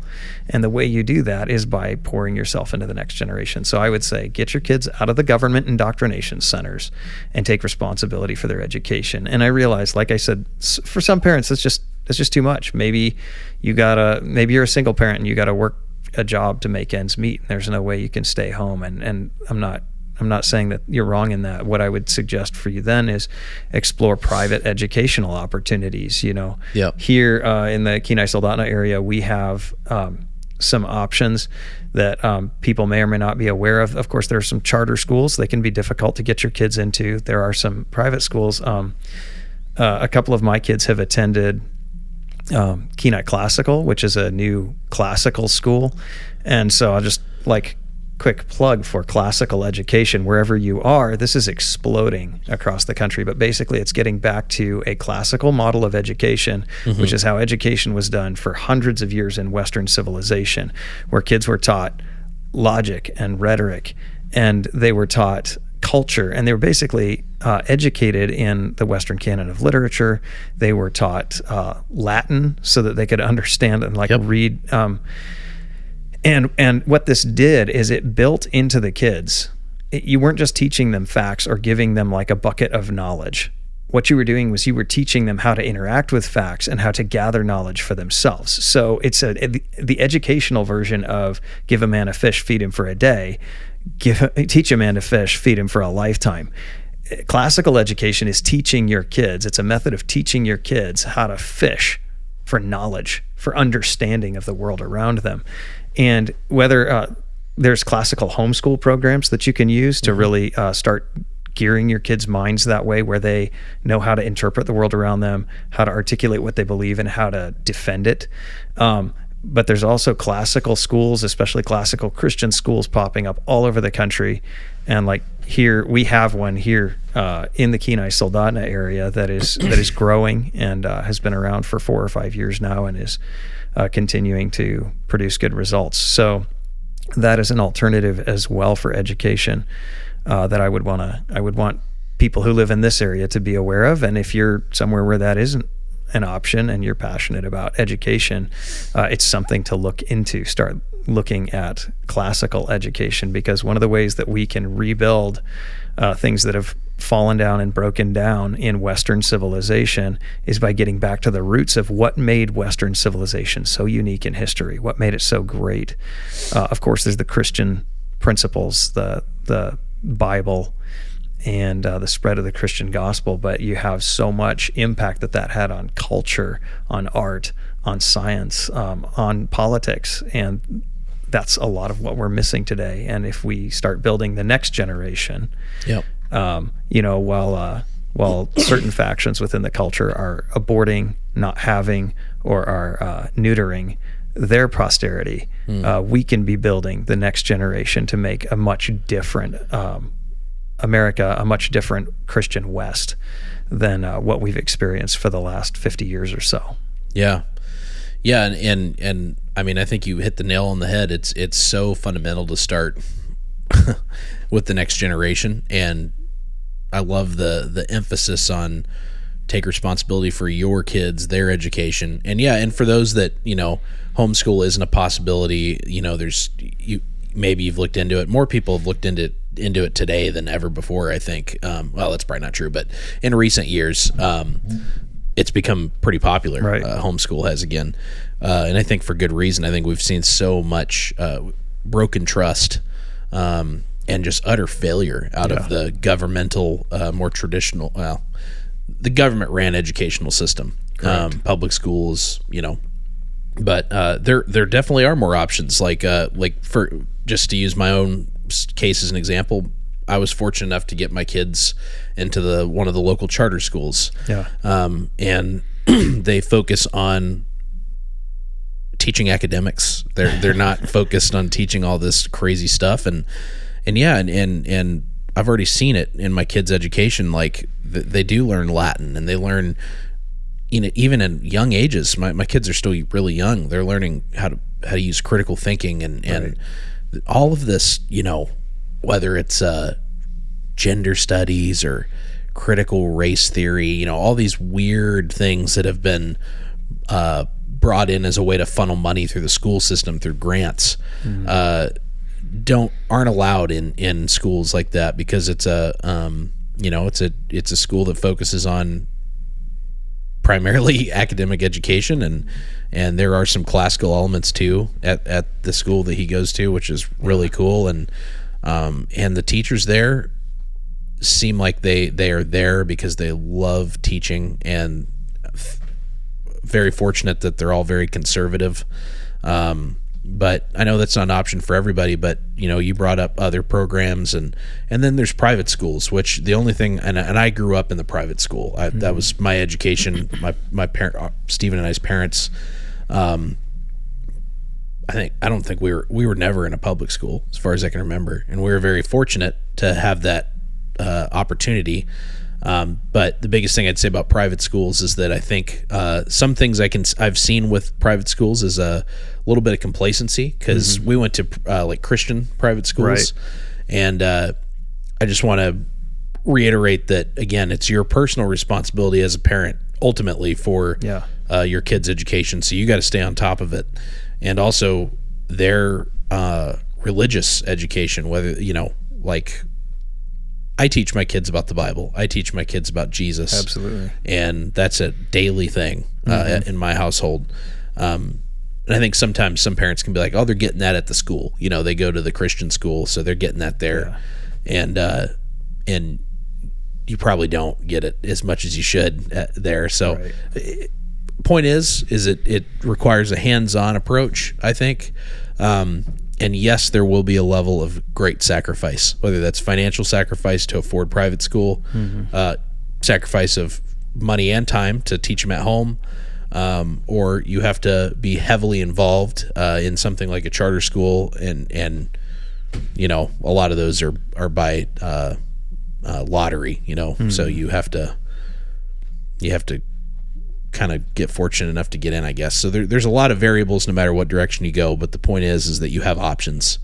And we're so indoctrinated to think that, I live in this area, so that's the school I go to, Right. And that's structured that way. Of course it's structured that way, but that's it's a kind of weird thing when you start to really think about it. It's like, oh, well, you live on this part of town. Well, that's the school you go to, Right. And they try to kind of force you into this, like, that's your only option. This is where you go, and it's free-ish. It's not actually free. We talked about that already. Free. But yeah, I mean, it's, I can see why it becomes an option for people, but man, even just recently, I was going to school board meetings, and that's something I want to kind of get into here in a second, but over a curriculum that ultimately got adopted by the local public schools on reading comprehension. And, doesn't sound like a big deal until you look at the source material that they're using to test reading comprehension. And this is where it starts to get sneaky. Well, it was all about gender fluidity and all about, one world religion, and all about, these weird concepts that are, written in a college level manner. But, it's, they're not going to really retain that information. This is just a way to test their, a first grader's reading comprehension. Right. It's like, to have them read on, one world governments, and have them read on, gender fluidity and all this stuff like that. So it can be really sneaky. And this is, something that comes up often, and you only know about it if you go to something like the school board meetings and stuff like that. And I would encourage you, if you are someone that already homeschools, or you feel like you've got a good handle on your education, hopefully your education too, but your children's education, be involved in things like the local school system, because you still have an opinion. Your taxes pay for it.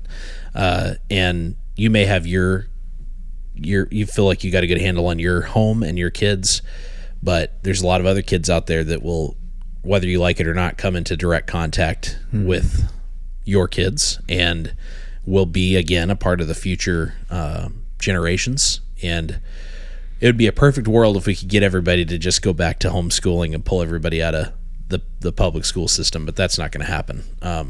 It's en masse, people will continue to use the public school system. But people like us should be having a say in how that's ran. Right. Again, we're funding it. Our taxes fund that educational system. So you don't have to have kids in the public school to have a say at the school board meetings. Yeah. I mean, you're talking about it because it's free. People will use it because it's free, right? Yeah, exactly. And that's how often is that the free with strings attached, is that used to bring people into a position of dependence? And I think it was Nick Freitas recently I was listening to that said that slavery doesn't start with coercion, it starts with convenience. So just consider that. Yeah. Dang, you could dig into that. That's deep. Yeah. No, I mean, it's again, and it takes time, and it's inconvenient to go to things like school board meetings, and I'm not going to lie, they're pretty boring. A lot of it is like, we're approving this budget for this new position at this school. It's things like that.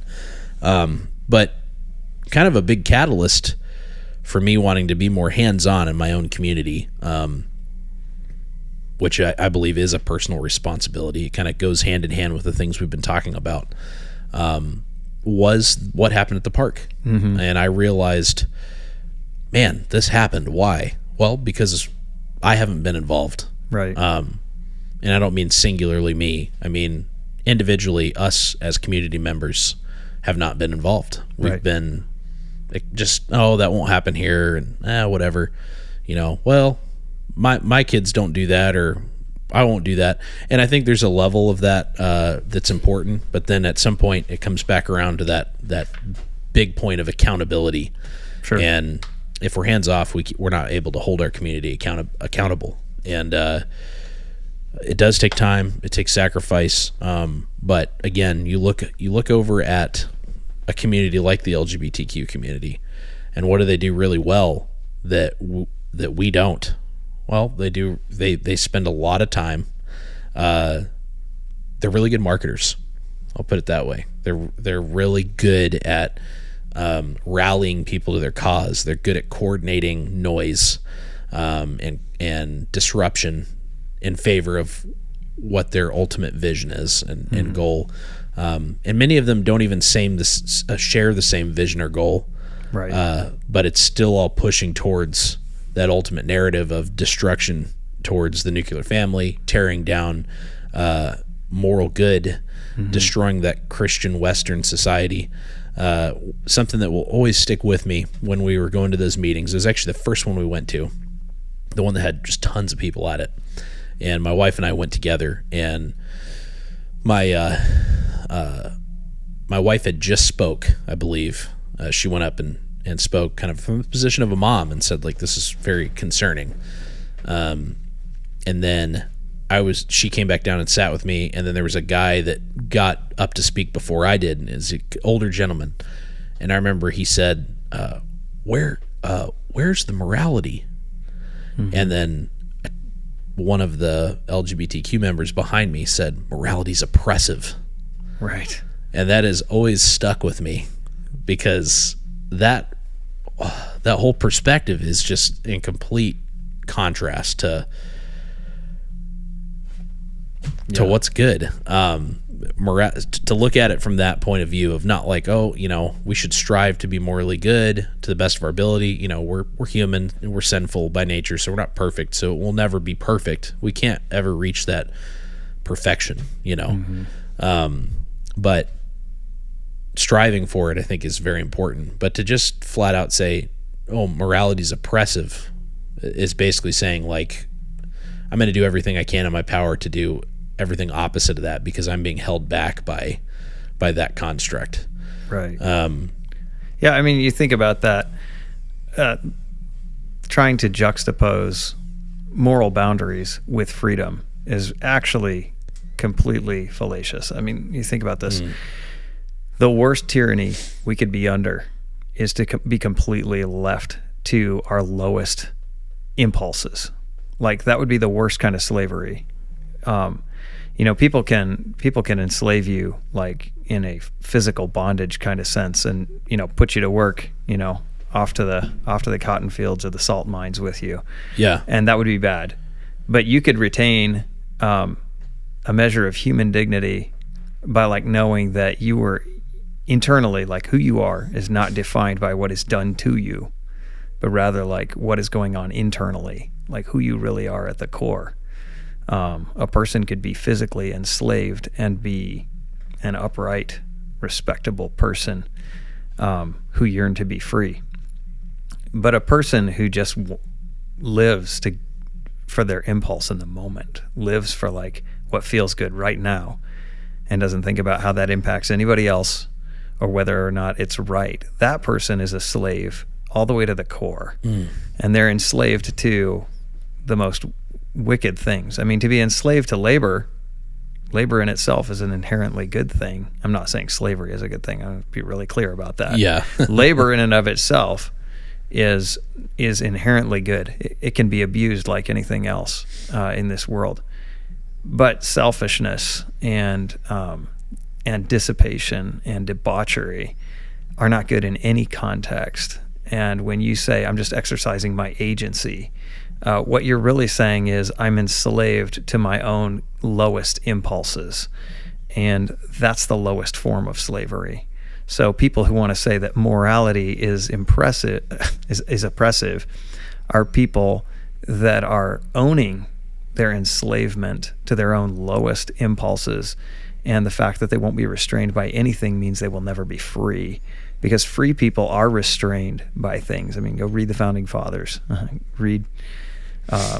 You will see that people who experience the greatest degrees of freedom that are possible in this life, in this world, are people who are willing also to put their impulses, especially their sinful, selfish impulses, into subjection for the good of themselves and the corporate whole of their community. And that's really how freedom gets maintained. You lose freedom by losing restraint.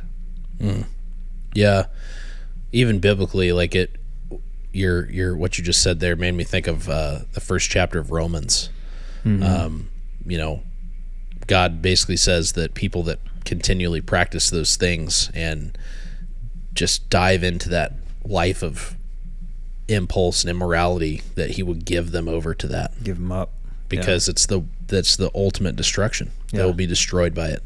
And it's very, very sobering to think about that. And, you know, I think everybody at some point has lived that way, you know, at different extremes, I'm sure, but it is not the answer. And to look at it from that level of importance, like that's the end goal, makes it even more terrifying, and it makes me even more galvanized to do something and to try to show up, and yeah, it's sacrifice. But it goes back to that quote that you made, and I don't remember it, but about what was it again? About convenience, masculinity. Masculinity. Yeah, like the glad assumption of sacrificial responsibility. Yep. Yeah. So I think too, you know, like you have to realize in a lot of cases, because we can really, this is something that's hit me a number of times, is just feeling overwhelmed. Feeling like, how can you go to all these city hall meetings and school board meetings and organize this and coordinate that? And look, I want to get back to it. Like what we're up against right now in a lot of ways in the society is a heavily funded, heavily subsidized opposition, where these people, like in a lot of cases, I don't know what they do for work, other than go around and protest and create scenes in different communities and try to sow discord. But they're obviously funded to do this. They're obviously it's not taking away from the essential things in their lives. And if we don't watch out, we can get so tied up in doing urgent things that we lose track of the important things in our lives. And I just want to make sure, like listeners that are out there that are like, oh, how am I going to do this and do that and do this and do that? One of the things is when you're put in a position where you have to make a choice to take a stand and to show courage and maybe even to make some sacrifices or like lose your reputation or something like that. If you do that, other people that are in the shadows not doing anything will see that and they'll rally to you. They will join you. And so don't feel isolated and like you have to do this all yourself. There will be other people that will jump up. There will be other people that come along. And even if not, and even if you do suffer alone sometimes, it's not in vain. And we have to remember that we are in this for the long game. And we need to play the long game. That's why the emphasis on the next generation, on family. And on the whole, I'm fairly optimistic. And I have different reasons for being optimistic. Some of them are related to my biblical faith about what things are going to look like going forward. But here's the thing, okay? Christian civilization, and I'm not trying to defend everything that's been under the heading of Christian civilization, okay? Christianity in and of itself is a religion for sinners that are being redeemed. That means that it's made up of deeply flawed people who do deeply flawed things sometimes, even in the name of Christianity. Absolutely. But what Christian civilization is something enduring. It is something that has grown and strengthened throughout the centuries. Of course, it waxes and wanes like anything else. But it's enduring, and it has a future, and it has substance. What's going on the other side of things, if you want to call it deconstructionism or cultural Marxism or whatever you want to call it, chaos, does not have a foundation, and it does not have a future. It's not a plan. All it is tearing stuff down. There's nothing to build. There is no utopian world that could ever possibly exist that these people can envision. They don't have a vision other than a racked ruin where civilization stands now. All they can do is despise and hate. And I think that goes all the way back to the first part of the book of Genesis, where you see God creating a world and then creating a beautiful garden, and then creating humankind and putting them in this garden. And then you see the enemy come in, and he doesn't create anything new. He just wrecks what's there. Mm-hmm. And so just understand that things that have foundation and substance and at their core are built on enduring truth, they will endure. They have future. They have hope. Things that are philosophies, worldviews that are just bent on tearing things apart, they don't have a future because there's nothing they can build. All they can do is make ash and broken ruins. So I don't believe that the future of humanity is ash and broken ruins. I don't believe it based on my life experience, and I don't believe it based on my theology. Yeah. Yeah, and actually, if you want a relatively recent example of that, very small example, but still an important one to look at, would be the Chaz thing that happened in Seattle, or Washington somewhere, right? Which was the autonomous zone or whatever, the little community that was allowed to grow in complete anarchy. It's a little funny to hear you call it a community. It was like an anti-community. Yeah, there you go, anti-community. It became a horrible environment so fast. Yeah. Like within a day, it was just, they had their own judgment system that was put out. It was complete and utter chaos. And there's a lot of information you can find on it.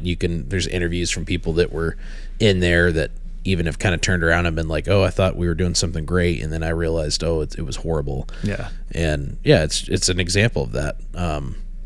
Yeah. When the inmates run the asylum, it's not an asylum anymore. Yeah. Asylum is supposed to mean like safe place, right? Oh man. Yeah, it's funny how that works. But so, I guess kind of in summary, what do you think, with all that being said? Yeah. A lot was said. What do you think are some things we can do better as a community? And when I say community, I'm not just meaning our local community. I mean, I guess what we would call the gun community or the self-defense community. Sure, yeah. And I would call it maybe the take responsibility for yourself community. On the whole. So I said earlier that I'm optimistic in the long term. Mm-hmm. I'm not very optimistic in the short term. Things are bad, and I think there's no sense in trying to, play the glad game and pretend they're not. And when you're on a road to a certain thing, you can expect that if you continue traveling, you will arrive there sooner or later. And right now, if I had to say what kind of road our country and our civilization is on, it's on a road to a massive correction. And I don't know what that will look like. But I do think that as communities, exclusive of all the other things we've already talked about, building your family, building the next generation, divesting yourself kind of this dependence on the institutions that have betrayed us.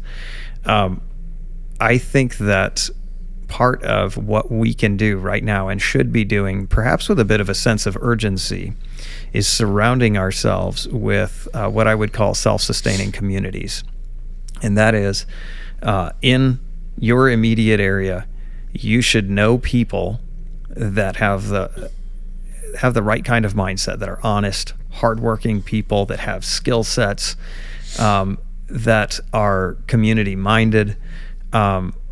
They don't have to be, activists that are beating down city council's door. They just need to be people that will stick by you in a hard time, and where you can look after them and they can look after you. And start building around yourself a network of people that is like your little self-sustaining community. And I mean, sometimes I think about when we talk about hard times coming, people jump to like the classic kind of prepper mindset. And yeah. I'm not here to pick on preppers. Okay. I don't really consider myself a prepper. And the biggest problem I have with just the classic prepper mindset was that it was always kind of like, well, I'm going to hoard a whole bunch of food and ammunition and whatever else and in my basement, and I'm going to reinforce my house, and it's going to be me and my family against the world. Yeah. That's stupid. Okay. That's stupid. you will not survive. Okay, I can just say human beings historically and anthropologically survive in community, not away from community, not hiding from community. We thrive in community with people. So rather than isolating yourself, which, hello, if we haven't been clued in already, isolation is a part of the enemy's strategy for us.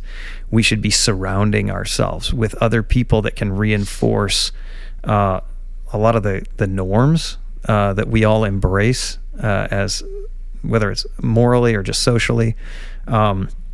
People that are going to, in hard times, are going to stand by us, stick with us. They're going to be willing to help us in the ways that they're good at helping, and we can help them in the ways we're good at helping. And we need to start kind of, I think in some ways having, you don't need to be weird about it, but having good conversations with people where you're building that kind of trust and thinking through in your mind, okay, if I need to be less dependent on institutions, for some reason, like the institutions just aren't functioning for whatever reason, or they're not there. What is that life? What could that life look like? And how could we build that together? Not how could I build that for me? How could we build that for us? So I think about like Alaska, we have a lot of issues because we're very logistically dependent. I mean, everything is imported here, or if it's not imported, something for it is imported. And the biggest thing is food security, which is like a topic for a whole podcast of its own. But you have a lot of other things too, medical services being one of them. So, a very practical thing to do would be to have in mind, in your little community, your little circle of people that you fellowship with, that you're like-minded with, have people that are adept at providing food, have people that can, maybe they're good gardeners and they know how to grow things up here in the cold climate, or maybe they're outstanding hunters and they could give you tips on things like that, or maybe they're a doctor, maybe they're a surgeon, something like that. But people that have skill sets you don't have. And then for you yourself, pursue a skill set, at least one skill set. One of the horrible things about our generation was we got pushed hard to go to college and have a profession, which nothing wrong with that. I went to college for 6 years. But I can say this, that I would have in some ways gladly traded several of those years for a good hands-on skill set that I really didn't have. And I've had to learn a lot of things the hard way. But if I'd have spent more time with some tools in my hands, I think I would be a better prepared person and a better part of a self-sufficient community today. I've had to fight for those skills in adulthood because I didn't gain them early in my life. So get those skills for yourself. Apprentice your kids. And when I say apprentice, I'm saying it in a very loose sense. Apprentice your kids to people that have skill sets you want to see them have, if you don't have those skills to teach them. And start working on building the next generation of self-sufficient community. Because I think as we see possibly the world pulling back from a global economy, at least for the time being, and we see logistics breaking down with different natural disasters and pandemics or plandemics or whatever you want to call them, we're going to become more and more dependent on people right around us. And they're going to be more dependent on us. Yep. So I think when, like you guys and us, like we're working hard to try to put together training that makes people more self-reliant, more capable as protectors and providers. And so,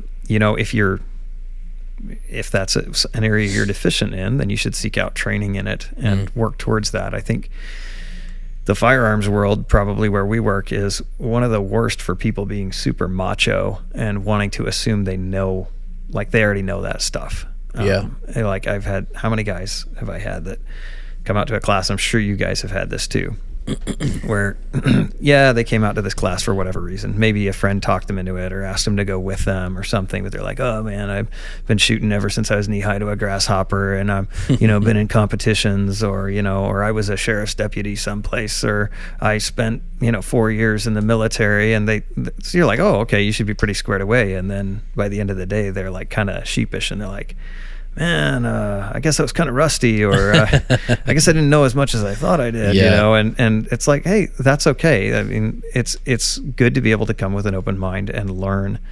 skill sets, and sometimes things have changed since you took some training or something like that. But getting these essential skill sets, you guys do medical classes. And that's one of the things that I've really tried to push people that come to us for training. It's like, hey, you want to be a good protector, you should be up on your medical stuff too, right? People that carry firearms to protect themselves, protect other people around them. Look, if you ever have to use that thing, guaranteed there's going to be a need for first aid. Yeah. And so what are you doing about that? Because it's totally irresponsible to think you're going to solve one half of the equation, but not have the tools to solve the other half of the equation. Okay. If you get shot protecting someone else, we'd like to keep you with us so that you could do that again if need be.